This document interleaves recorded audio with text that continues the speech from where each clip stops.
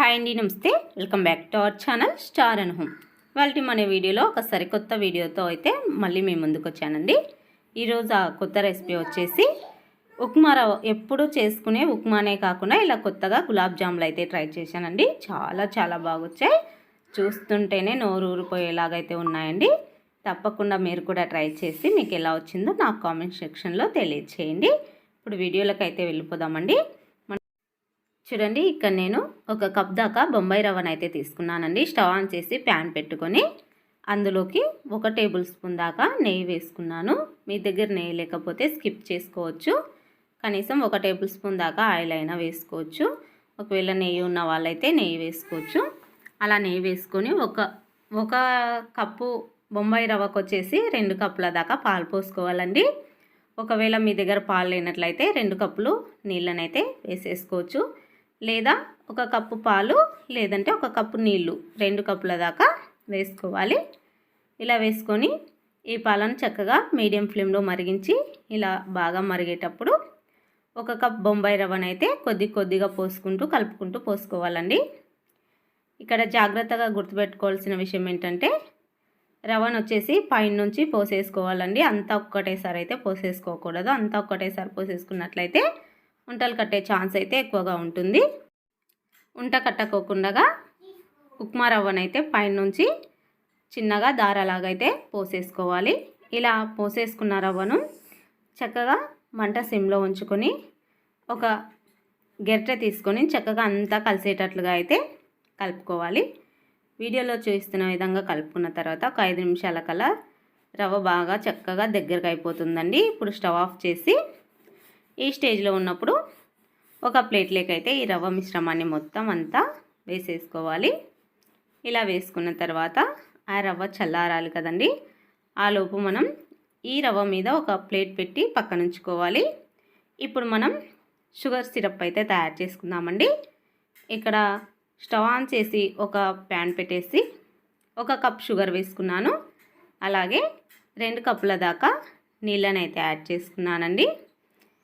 మీకు మామూలుగా గులాబ్ జామ్ సిరప్ ఎలా తయారు చేసుకుంటారో ఈ మిశ్రమాన్ని కూడా అదే కన్సిస్టెన్సీతో తయారు చేసుకోవాలి. ఇక్కడ షుగర్ మొత్తం అంతా కరిగిపోయి చిన్న బుడగల్లాగా అయితే ఫామ్ అవుతూ ఉంది. ఇప్పుడు మనం 1/2 టీ స్పూన్ దాకా యాలక్ పౌడర్ వేసుకొని అలాగే పించ్ ఆఫ్ ఫుడ్ కలర్ అయితే వేసుకున్నానండి. మీకు ఇష్టం లేనట్లయితే స్కిప్ చేసుకోవచ్చు. నేను కలర్ కోసం అని చెప్పేసి వేసుకుంటున్నాను. మీరు ఇంట్లో తినేటట్లయితే ఇంట్లో చేసుకునే పని అయితే వేసుకోకండి. నేను వీడియో కోసమని కలర్ఫుల్గా ఉండడం కోసమని మాత్రమే ఫుడ్ కలర్ యూజ్ చేశాను. మీరు అసలు యూజ్ చేయకండి. మీ దగ్గర కుంకుమ పువ్వు ఉన్నట్లయితే వేసుకోండి. ఈ సిరప్ బాగా మరగాలండి. చూడండి, ఒకసారి మనం చేతితో చూసినట్లయితే జిడ్డుగా ఉండాలి. అప్పుడు మనం స్టవ్ ఆఫ్ చేసుకుని ఒక ప్లేట్ ముచ్చుకొని పక్కన ఉంచుకోవాలి షుగర్ సిరప్ను అయితే. ఇప్పుడు ముందుగా రవ్వ మిశ్రమాన్ని అయితే చూసి చేతికి కొద్దిగా వాటర్ కానీ కొద్దిగా నెయ్యిని కానీ అప్లై చేసుకొని మనం ముందుగా పిండిని చల్ల చేసుకున్నాం కదండి. గోరువెచ్చగా ఉంటుంది. ఆ లోపు చల్లగా అయిపోయి ఉంటుంది. అప్పుడు ఒక ముద్దలాగా అయితే ఫామ్ చేసుకోవాలి. వీడియోలో చూస్తున్న విధంగా అయితే ముద్దలాగా చేసుకున్న తర్వాత మన చేతికి ఆయిల్ లేదా నెయ్యిని అప్లై చేసుకొని 2 చేతులకైతే రఫ్ చేసుకుంటూ ఇప్పుడు మనం ఎంత సైజులో కావాలో బౌల్స్ ఆ సైజులో అయితే రవ్వ మిశ్రమాన్ని అయితే తీసుకోవాలి. చూడండి, వీడియోలో చూపిస్తున్న విధంగా ఎక్కడా కూడా క్రాక్స్ లేనట్లుగా మనం గులాబ్ జామ్ అన్నీ కూడా ఇదే విధంగా ఎక్కడా కూడా క్రాక్స్ లేనట్లుగా బౌల్స్ చిన్న ఉంటల్లాగా అయితే చేసుకోవాలి. ఇక్కడ గుర్తుపెట్టుకోవాల్సిన విషయం ఏంటంటే ఎక్కడా కూడా క్రాక్స్ లేనట్లుగా నీట్గా అయితే స్ప్రెడ్ చేసుకుంటూ మనమైతే రౌండ్ బౌల్ లాగా గులాబ్ జామ్ పిండిని అయితే తయారు చేసుకోవాలి. వీడియోలో చేస్తున్న విధంగా ఎన్ని ఉంటలు కావాలనుకుంటే అన్ని గులాబ్ జామ్స్ని అయితే తయారు చేసుకొని ముందుగానే ఈ విధంగా ఒక ప్లేట్లోకి అయితే తీసేసుకోవాలి. ఇప్పుడు డీప్ ఫ్రైకి అయితే ఆయిల్ హీట్ చేసుకోవాలి. మీడియం ఫ్లేమ్లో అయితే హీట్ చేసుకోవాలి. ఇలా మీడియం ఫ్లేమ్లో హీట్ చేసుకున్న తర్వాత ఒకటొకటిగా అన్ని బౌల్స్ని మనం ముందుగా తయారు చేసుకున్న గులాబీ బౌల్స్ని అయితే ఒకటొకటిగా వేసేసుకొని మంట మీడియం టు సిమ్లో ఉంచుకుంటూ చక్కగా అయితే డీప్ ఫ్రై చేసుకోవాలి. ఈ స్టేజ్లో డీప్ ఫ్రై చేసుకునేటప్పుడు మనమైతే ఉండల్ని అయితే అస్సలు కదిలించకూడదండి. కదిలించామనుకోండి అవి ఇరిగిపోయే ఛాన్స్ అయితే ఎక్కువగా ఉంటుంది. కాబట్టి గరిటెతో సైడ్లకు మాత్రమే ఆయిల్ని అయితే కొద్దిగా వాటిపైన పోసేసుకోవాలి. లేకపోతే అవి విరిగిపోయే ఛాన్స్ అయితే ఉంటుంది. చాలా జాగ్రత్తగా అయితే ఈ ప్రాసెస్ అయితే చేసుకోవాలి.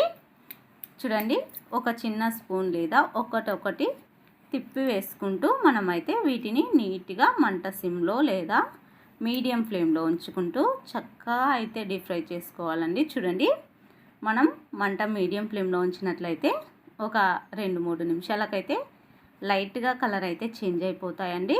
చూడండి, మీకు ఏ కలర్ కావాలనుకుంటే ఆ కలర్ గోల్డెన్ బ్రౌన్ కలర్లోకి వచ్చే వరకు అయితే వీటిని వేయించుకోవాలి. ఎందుకంటే లోపల నుంచి వేగిపోవాలి కదండి. కాబట్టి కొద్దిగా ఎక్కువనే కలర్ వచ్చే వరకు అయితే వేయించుకోండి. చాలా టేస్టీగా ఉంటాయి. తినేటప్పుడు అయితే పచ్చిగా ఉన్నప్పుడు అయితే అస్సలు వేయించుకోకండి. చూడండి, అన్నీ వేయించుకున్న తర్వాత ఒక బౌల్లోకి అయితే తీసేసుకొని ముందుగా మనమైతే షుగర్ సిరప్ని అయితే తయారు చేసుకున్నాం కదండి. దాన్ని లైట్గా గోరువెచ్చగా అయ్యే వరకు అయితే నేను వెయిట్ చేసుకున్నాను. మళ్ళొక గిన్నెలోకి అయితే ట్రాన్స్ఫర్ చేసుకున్నాను. మీరు ఒకవేళ ఫిల్టర్ చేసుకోవాలనుకుంటే కూడా చేసేసుకోవచ్చండి. ఇక్కడ నాకు ఏం అవసరం లేదనిపించింది. ఇప్పుడు ముందుగా మనం గులాబ్ జామున్ అయితే రెడీ చేసుకున్నాం కదండి. వాటిని ఈ షుగర్ సిరప్లో వేసి నేనైతే కరెక్ట్గా 15 నిమిషాల వరకు అయితే మూత పెట్టేసి అయితే 15 నిమిషాల వరకు పక్కన ఉంచుకున్నానండి. ఇలా పక్కన ఉంచుకున్న తర్వాత 15 నిమిషాల తర్వాత చూడండి ఎంత చక్కగా ఉబ్బిపోయాయో. ఇప్పుడు చక్కగా మనమైతే సర్వ్ చేసుకుందామండి. ఒక కప్పులోకి చూడండి ఎంత చక్కగా అయితే గులాబ్ జామ్స్ అయితే వచ్చాయో. ఈ వీడియో అయితే అంతేనండి. ఇక్కడ నేను ఒక స్క్రీన్ షాట్ అయితే మీకు పెట్టాను చూడండి ఒక్కసారి. నాకైతే ఇక్కడ వాచ్ టైం అయితే కంప్లీట్ అయిపోయిందండి. కాకపోతే నాకు 100 మంది సబ్స్క్రైబర్స్ అయితే తక్కువగా ఉన్నారు.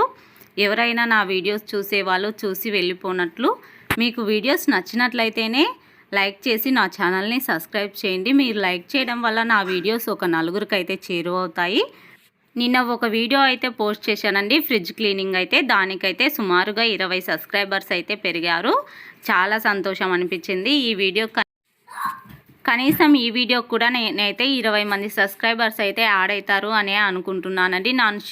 నేను షార్ట్ వీడియోస్ తీసినా కూడా నాకైతే సబ్స్క్రైబర్స్ అయితే గెయిన్ కారండి. లెంత్ వీడియోస్కే నాకు మంచిగా అయితే సబ్స్క్రైబర్స్ అయితే వచ్చేస్తారు. ఇక నేను మానిటైజేషన్కి అప్లై చేసుకోవాలంటే నాకు 100 సబ్స్క్రైబర్స్ అయితే తక్కువగా ఉన్నారండి. వీడియో చూసి వీడియోలు నచ్చినట్లయితే కంపల్సరీ సబ్స్క్రైబ్ చేసుకోండి. ఇంతసేపు ఈ వీడియో చూసినందుకు ధన్యవాదాలు. ఇలాంటి మరికొత్త రెసిపీస్తో మీ ముందుకు ఎప్పుడు ఉప్మానే కాకుండా ఇలా కొత్తగా అయితే ట్రై చేయండి. చాలా బాగుంటాయి. ఉప్మా రవ్వతో ఉప్మానే కాకుండా ఇలా గులాబ్ జామ్స్ అయితే ట్రై చేయండి. Thanks for watching.